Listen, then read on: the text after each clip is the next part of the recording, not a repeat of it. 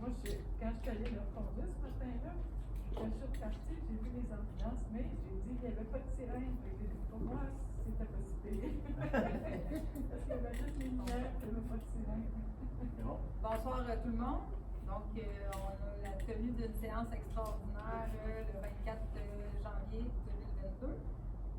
Ça va être en lien avec le taux de taxation, puis les vidanges de boue, ainsi que les frais de non-résidents. Donc, tout le monde est présent. Oui. Oui. Le point numéro 2, tu vas aller voir la lecture de la lecture. Oui, c'est ça. Fait que dans le point 1.1, ben, on est en huis clos. Alors, je vais avoir besoin d'un proposeur pour tenir cette séance-là à huis clos.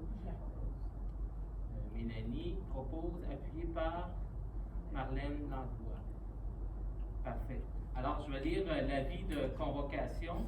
C'est un avis spécial de convocation est donné à mesdames Julie Ricard, Marlène Langlois, Sarah Lamontagne, Mélanie Guenet et à messieurs Patrice Pinard, Richard Génat ainsi que Manuel Bournival. Mesdames et messieurs, avis spécial vous est donné par le sous-signé Simon Boucher, greffier trésorier, qu'une séance extraordinaire du conseil de cette municipalité est convoquée par moi-même, Simon Boucher, pour être tenue au lieu ordinaire des sessions du conseil à 19h le lundi 24 janvier 2022 et qu'il sera pris en considération les sujets suivants, à savoir l'ouverture, point 1, séance à huis clos, 2, lecture de l'avis de convocation, 3, avis de motion et dépôt du projet de règlement de taxation numéro 81-15 pour l'année 2022. Numéro 4, c'est avis de motion et dépôt de projet de règlement numéro 115-4 établissant la tarification applicable aux vidanges de bouffe de fosses septiques pour l'année 2022 et les années subséquentes. Numéro 5, avis de motion et dépôt de projet de règlement numéro 80-13 fixant le remboursement d'une partie des frais de non-résidence chargés par une autre municipalité pour les activités de loisirs et culture en l'année 2022.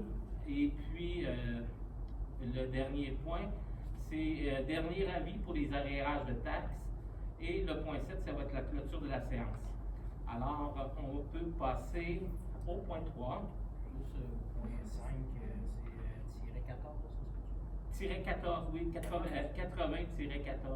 Parfait. Donc, au point 3, c'est l'avis de motion du dépôt du projet de règlement de taxation numéro 81-15 pour l'année 2022.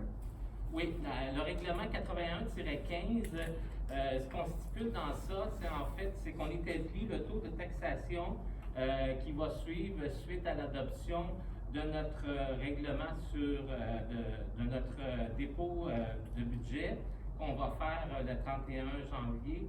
Et puis, d'autres types de tarifications là, correspondant là, à la taxation qu'on va faire, là, dont entre autres les frais pour les poubelles, les ordures, c'est-à-dire, puis les frais pour un deuxième bac, ensuite de ça, les taxes de service, c'est ça.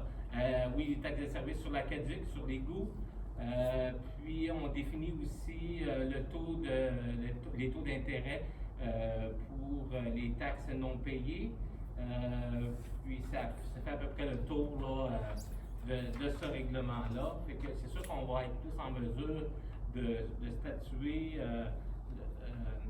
c'est-à-dire le 10 février, vraiment les taux qui seront applicables, qu'on aura adoptés là, dans notre prévision budgétaire.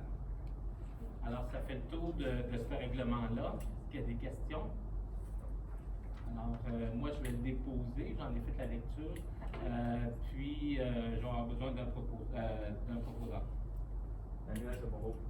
C'est un avis de motion, fait qu'on a seulement besoin d'un proposant. Ensuite, le point numéro 4, l'avis de motion et dépôt du projet du règlement numéro 115-4 établissant la tarification applicable à la vidange des boues de fosses septiques pour l'année 2022 et les années subséquentes. Oui, alors le règlement -115-4 est applicable, on donne l'avis de motion ce soir, le 24 janvier, et puis dans ce règlement-là, on vient statuer les prix pour les vidanges de fosses. Alors, la première fosse, c'est 138,53 $. La deuxième fosse qui sera située sur le même terrain, c'est à 87 et 58. Maintenant, des poules, ça c'est des vidanges sélectives, des vidanges complètes en saison. La première fosse elle sera à 175 et la deuxième fosse à 107. Pour les vidanges supplémentaires planifiées en haute saison, c'est 188,95 et en basse saison, ça sera 205,53. Dans ce règlement-là, on avait des taux pour les vidanges en urgence, mais maintenant, les vidanges en urgence, c'est plus nécessaire que ce soit Gestera qui les fasse. Fait qu'il y a pas, on n'a pas vraiment de coût. Vous appelez là-bas quand on est en urgence et puis c'est eux qui vont déterminer les frais, mais c'est pas nécessairement Gestera. Ça pourrait être un tout autre personne qui pourrait vous vider. À ce moment-là, est-ce que c'est facturable directement par la compagnie Oui. propriétaire? Ça Oui. passe pas par la municipalité? Non, c'est ça passe pas par la municipalité. Fait que c'est pour ça qu'on n'en tient pas compte. Et puis pour les déplacements inutiles, ça va être 53,19. Et puis si la fosse est plus que 5,8 mètres cubes, ben, il y a un surplus supplémentaire du mètre cube de 26,96 $. Puis l'autre chose, c'est la dernière, c'est si on est obligé, la personne là, qui fait la vidange là, doit avoir un plus long tuyau que 45 mètres et 60,72. Mais là, de 150 pieds, c'est ça, il va y avoir un frais de 94,54 $. Fait que ça fait le tour de ce règlement-là. Parce que c'est un avis de motion qu'on donne ce soir. Ça, on le propose là. Ça, on le propose. Je propose. Mélanie. Ensuite de ça, le point numéro 5, l'avis de motion et dépôt du projet de règlement numéro 80-14 fixant le remboursement d'une partie des frais de non-résidents chargés par une autre municipalité pour les activités de loisirs et culture pour l'année 2022. Alors, dans ce règlement-là, on va garder le même taux qui est de remboursement pour les portions de non-résidents de 70%. Alors ça, c'est toutes les activités que la municipalité ne peut offrir sur son territoire et puis que lorsqu'on va pour faire des inscriptions, il y a un frais de non-résident. Alors nous, on va rembourser 70% de ces frais-là, puis c'est applicable pour l'année 2022. Et puis ce soir, on donne l'avis de motion ce soir le 24 janvier. Monsieur Richard Zuna en fait la proposition. Ensuite de ça, le point numéro 6, ça va être le dernier avis là, qui va être envoyé aux citoyens qui ont de l'arriérage dans leurs taxes. Oui, alors en décembre, on avait envoyé un avis de courtoisie aux personnes qui étaient en arréarage. Alors, ces personnes-là ont jusqu'au 26 janvier pour pas faire partie de cette liste-là de vente pour taxes. Et puis, c'est pour ça là, on va confectionner à partir du 26 janvier, tous ceux qui n'auront pas payé, ils vont être sur cette liste-là qu'on va pouvoir envoyer des comptes avec un avis d'arrérage puis de vente pour taxes. Oui, aujourd'hui, là, est-ce que il y en reste beaucoup sur la liste? Quand même, il y en a quand même beaucoup là, qui sont venus régler effectivement. Là. Il en reste quelques dossiers. Fait qu'ils ont jusqu'au 26 janvier, puis après, c'est trop tard. C'est ça, c'est ça. En fait, là, ils vont apparaître sur cette liste-là. Et puis là, les procédures avec la MRC là, vont débuter. Là, parce que là, on envoie le compte.